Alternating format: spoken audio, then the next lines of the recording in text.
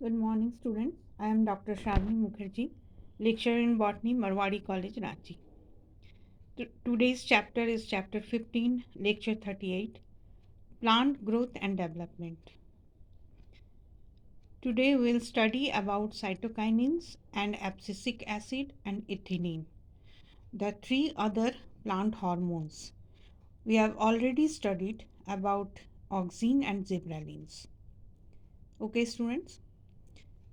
तो cytokinins क्या होता है? Cytokinins are plant growth hormones which are basic in nature, either aminopurine or phenylurea derivatives that promote cell division cytokinesis, either alone or in conjunction with auxin. तो student cytokinins एक plant hormone है जो basic hormone होता है, मतलब basic in nature होता है. पहले आप पढ़े थे ऑक्सीन के बारे में, तो उसमें एसिडिक था, वो वीक एसिडिक था. ये बेसिक है बाय नेचर. और एमिनोप्यूरिन या फेनाइल यूरिया डेरिवेटिव्स होता है, मतलब केमिकली. इसका काम क्या है? सेल डिवीजन को प्रमोट करना. अकेले भी कर सकता है या फिर ऑक्सीन के साथ जब रहेगा तब करेगा. Okay students, first cytokinin isolated from degraded autoclaved herring sperm DNA by Muller et al. 1955 and was named as kinetin. Natural cytokinin was isolated from unripe maize grains. Litham et al. 1964. Present day, 18 types of cytokinins are isolated. Functions of cytokinins. तो इसका function क्या है? Number 1 is cell division, essential for cytokinesis during cell division, stimulate cell division when present with auxins. तो आप जानते हैं cytokinesis क्या होता है, इसके पहले आप पढ़ चुके हैं सेल डिवीजन चैप्टर में. तो साइटोकाइनेसिस यानी सेल का डिवीजन, ठीक है. तो सेल डिवीजन में साइटोकाइनेसिस स्टेज में ये हार्मोन अगर ऑक्सीन के साथ रहता है तो ये बहुत ज़्यादा प्रमोट करता है सेल डिवीजन को, ठीक है.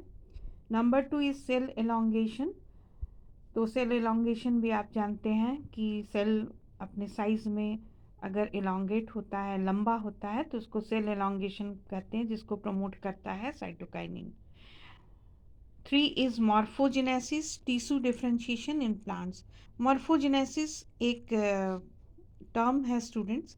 इसका मतलब ही होता है डिफ्रेंशिएशन, यानी जब एक तरह का टिश्यू होता है वो दूसरे तरह के टिश्यू में चेंज हो जाता है, और इसी को कहते हैं मॉर्फोजेनेसिस यानी differentiation. Now fourth is delay in senescence, delay ageing process in plants. तो आप सेनेसेंस भी जान रहे हैं कि एजिंग प्रोसेस होता है प्लांट्स में, उसको सेनेसेंस कहते हैं. ये अगर साइटोकाइनिन से ट्रीट किया जाए तो सेनेसेंस में डिले होता है, मतलब प्लांट देर से उसमें एजिंग आता है. इसको कहते हैं रिचमोंड लॉन्ग इफेक्ट, ठीक है.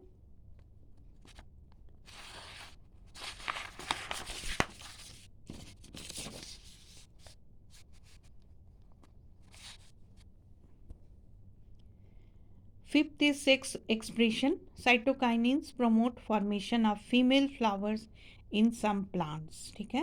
फीमेल फ्लावर होने में ये मदद करता है. And six is parthenocarpy. तो पार्थेनोकार्पी फ्रूटिंग में भी ये मदद करता है. Now uses of cytokinins.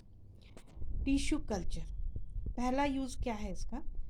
Essentials for tissue cultures as promote cell division and morphogenesis. तो टिश्यू कल्चर में आप जानते हैं कि कैलस बनता है students. Callus is a undifferentiated mass of cells. जब ये बन जाता है तो बनने के पहले बहुत ज़्यादा सेल डिवीजन की ज़रूरत होती है, और कैलस जब बन जाता है तो उसमें डिफ्रेंशिएशन की ज़रूरत पड़ती है, तो उसमें भी साइटोकाइनिन जो है वो हेल्प करता है मॉर्फोजेनेसिस में. Number 2 is shelf life. Keeps harvested vegetables and fruits fresh for several days by increasing shelf life. तो ये हार्वेस्टेड जो वेजिटेबल्स है, यानी जो हम लोग वेजिटेबल्स प्लांट से ले लिए हैं, उसको बहुत दिन तक ताज़ा रखने में मदद करता है. Number 3 is increase in resistance. तो रेजिस्टेंस पावर को, प्लांट के रेजिस्टेंस पावर को बढ़ाता है ताकि वो हाई एंड लो टेम्परेचर में भी सरवाइव कर सके और डिजीज़ उसमें ना हो. तो साइटोकाइनिन्स के बारे में आप जान गए स्टूडेंट्स, इसको थोड़ा सा याद कर लेंगे, प्रैक्टिस कर लेंगे. Okay, thank you.